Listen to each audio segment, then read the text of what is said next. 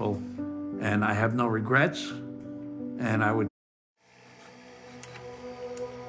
Well, I'll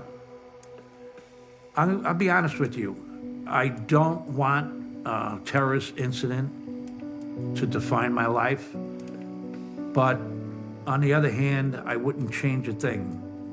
I did everything in my power to help people, and I have no regrets, and I would do it again tomorrow.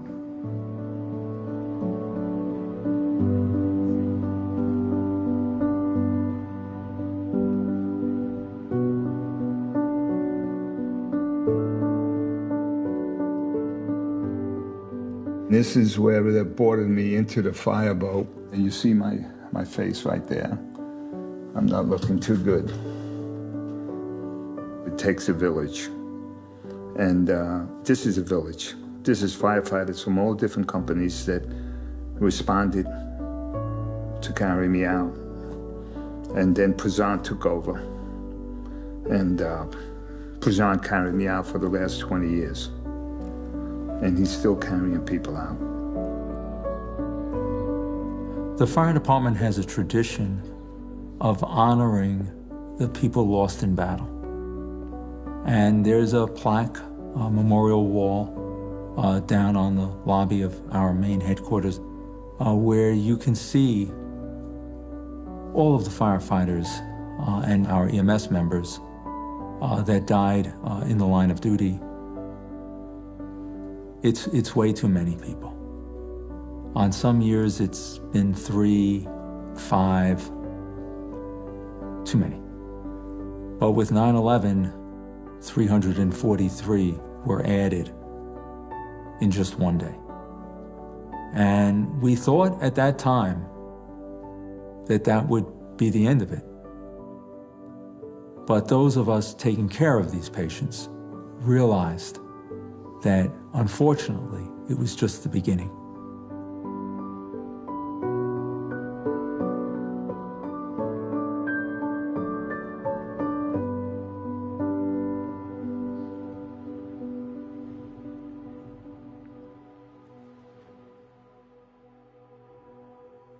I remember everything about 9/11. I remember everything. It was beautiful. It was a clear morning. It was you could see forever. Well, the morning started out with me, as always, headed into work, and then hearing that a plane had crashed into the World Trade Center. I commandeered the Smoke, which was a spare fireboat, and we had filled it with medical supplies, and we cast off. I started witnessing civilians jumping. And that has always stayed with me. It has never, ever left. To be able, I just wanted to get up there and do anything I could to assist these poor, innocent people making their decisions as to their manner of death. And then sure enough, a plane passed us. I reported to the command center where the chief of department was present, Chief Peter Gansey. And Chief Gansey said that I should head towards the South Tower and help with the triaging of firefighters, EMS providers, and civilians as they came out of the building. I started seeing the South Tower, which was the second tower to get hit, started buckling, and I went, oh man, it's collapsing. Everybody started running towards the river. And everything started raining down on us. I think we all thought we were going to die. I certainly did. Though I was buried in rubble, I was able to dig myself out. The noise was just, it was a freight train coming at me. And sure enough, it stopped, everything turned black. There was no air to breathe, but I realized that I survived. After the first tower collapsed, and now it was very clear to everyone, the second tower was going to collapse. More firefighters ran into the second tower. Fire chiefs, officers, the chief of department ran into the second tower to help evacuate. What I saw these individuals doing, they were saluting as they were going in the building. It was unbelievable. All of a sudden, the chief came out, what was left of the Marriott Hotel, and says that there were people trapped in what was left of the Marriott. So now I give them the signal, get out, get out. And I'm screaming at them, get out, and they weren't getting out. And then all of a sudden, I heard that freight train again, and I looked up to see the North Tower rapidly coming down, and I couldn't run, with the debris, so I just turned around, and I put my hands over my head. I figured the time on this earth was over. I crouched down, I said the Hail Mary, and that was it. Al Fuentes is a miracle. He was caught in the collapse and completely buried. Not just in a little rubble like I was, but he was at ground zero. The building fell on top of him. Yeah, we need some relief here. I got the collapse unit. This is Captain Fuentes, a couple other members, guys. All right, we have help on the way to you, Captain. I heard Al Fuentes, Captain Al Fuentes, over the radio, and I could tell he was in trouble. So I made it my mission to go and find Al. This firefighter, Jack Flatley, gave a report. 3 Battalion Chief Fuentes is trapped. I have him. It's Flatley for rescue. West Side Highway. I need some help getting him out. And that's when Terry and all of them started coming. We started carrying him through the debris pile. He was semi-awake and confused, and told him to hang in there. And they took me to the water's edge, and by fireboat, they brought me to Jersey City Medical Center. This picture here really talks to me a lot, with this fireman with his head down. As they're carrying me out, because I think I died. Part of me died there. I think they're saying goodbye to me.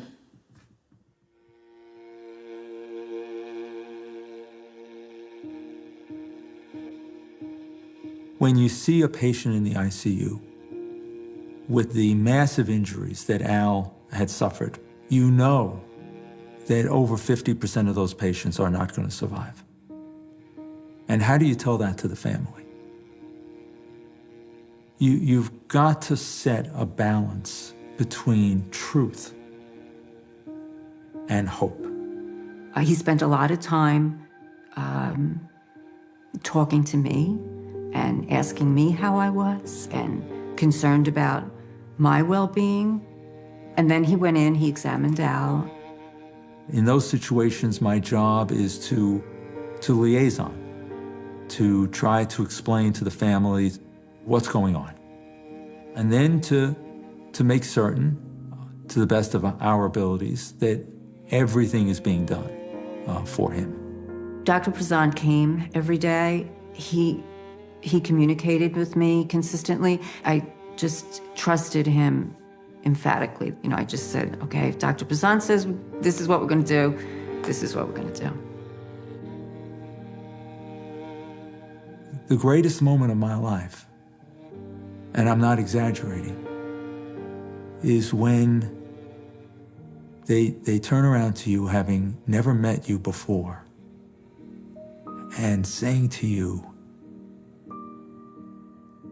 I know who you are, and we're going to do everything you say. That just means that your life as a physician has meant something. My first memory is I'm in Montefiore Hospital. They moved me to the second hospital. And I well remember seeing them the first couple of times. I was spaced down, he would look at me, and we'd hug.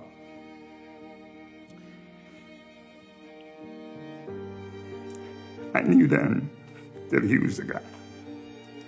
We hugged and we talked. I said, well, I need to talk to somebody. I just felt we didn't do enough. I have this There's PTSD, whatever you want to call it. You know, there's survivor guilt, which I know I had. But we took it step by step, you know. And Dr. Bazan has been with me, you know, for 20 years. The air was terrible. The first day, I had great breathing difficulty. At one point, I had to give myself oxygen. So then I called up the medical office and I spoke to Dr. Bazan. And I said, you know, come on down to the Bureau of Health Services. We're here to help you. He said, I'm just too busy. I mean, there's just too much work that needs to be done at ground zero. There's still people buried there, and we might be able to find some. And this was no different than almost every other firefighter, EMT, paramedic, people throughout New York. They wanted to help. And you couldn't stop that. So, you know, I just told him that we're here for him, and get back to me when you can. I went down to see Dr. Bazan. He had the test results in, and he more or less told me that I'll never go to another fire again, you know. So at that point, which was the last thing I expected to hear, my whole world turned upside down. Those of us taking care of these patients realized that, unfortunately, that there would be different illnesses, cancers, COPD, emphysema, that would result from these exposures. 4 weeks afterwards, we started a World Trade Center health program. In addition to monitoring and treatment, there is a research component. Because you then have to say that PFT is what we are using to develop the score for that interval. It's Good point. participant specific, not interval specific. Yes. That research component has allowed us to shift from compassion-driven advocacy to data-driven advocacy. And that changed the entire approach to World Trade Center funding. When we first went to Congress in 2002, it was, yes, our hearts go out to you, but these are symptoms and they'll go away. And working with our staff, our collaborators at Montefiore Medical Center and Albert Einstein College of Medicine, we were able to show that, on average, lung function did not recover, that this was a permanent, dramatic decrease in lung function. 7 years later, when we went to Congress, the story had completely changed.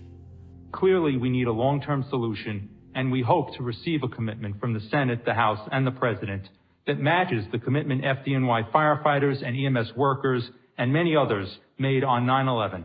Every FDNY firefighter and EMS rescue worker in our program suffered intense exposure with health effects that could be objectively quantified because our program had the foresight to collect pre-9/11 health data, including breathing tests, on each and every one of them. Once we were able to get a fully funded World Trade Center health program, we were able to do all the things that you would want if your family was down there. We developed a massive post-traumatic stress disorder treatment program. We were able to do research that benefits people. Example of this would be our identification that cancers were happening at an increased frequency since 9/11. We now are able to identify cancers at their earliest time period, and we have just published data demonstrating that in our cancer patients, mortality is decreased. Because when we find something, we are able to do something. All of us survivors, I don't think we'd be in the condition we're in now if it wasn't for his advocacy and him constantly fighting for us and caring for us. He cares for me like I'm a brother. And he's the best, aside from my lovely wife, he's the best advocate that could be had. Terry is a very strong-willed person. I think his personality really helped him to deal with this. The endless doctor visits, walking around with an oxygen machine. He is very determined to enjoy his life, to be there for his family, so it's hard for him to say that he can't do something anymore. So we just kind of live with a plan B. He always says, I'm going to be here as long as I can, so I'll do whatever it takes. My wife and I, we always walked. We'd go to the boardwalk and, you know, the conversation, clear our heads. And so I can't walk anymore, but I love doing it. So now I purchased an electric chair. So we still go on our walks. And I guess what I'm trying to say is whatever I had to do to keep life as normal as possible, that's what I do. I love life, I cherish it. And my family is my whole world.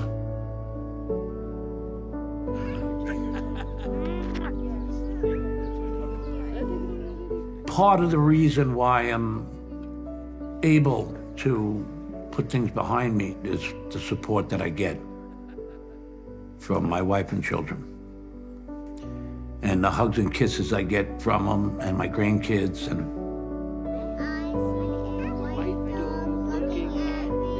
And I've been very blessed my whole life.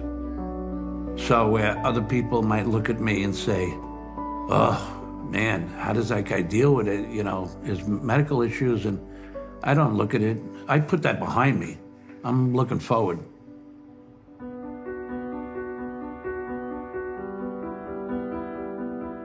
I try not to forget that, you know, hey, I'm here today. A lot of guys ain't here today. They didn't die as victims from a terrorist attack. They died as heroes.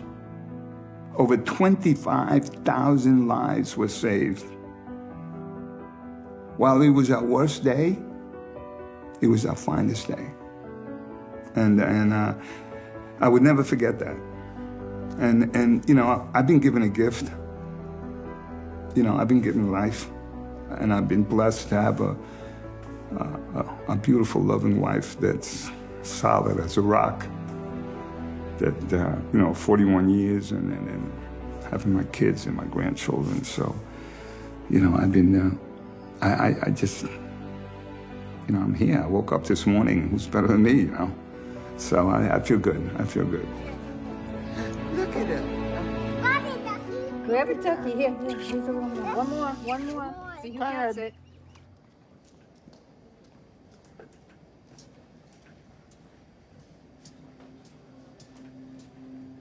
Hey, Al. How you doing, buddy? Terry, my brother. How you been? Good to see you, baby. Good to see you, too. Good to see you. How you feeling? I'm doing good. You look like I don't complain, man. I don't complain. Good No to sense see complaining, you. right? Yeah, you Nobody's kidding? listening. Nobody listens at all, man. I don't think you can put words on the value of what Dr. Brisant does, the whole scope of what he offers and what he's done over the last 20 years. From that day, for lack of better words, like a security blanket, you know? He's our lifeline. Life after 9/11 is about perseverance. And you just persevere. And that's what he does. He just perseveres. He's always moving forward.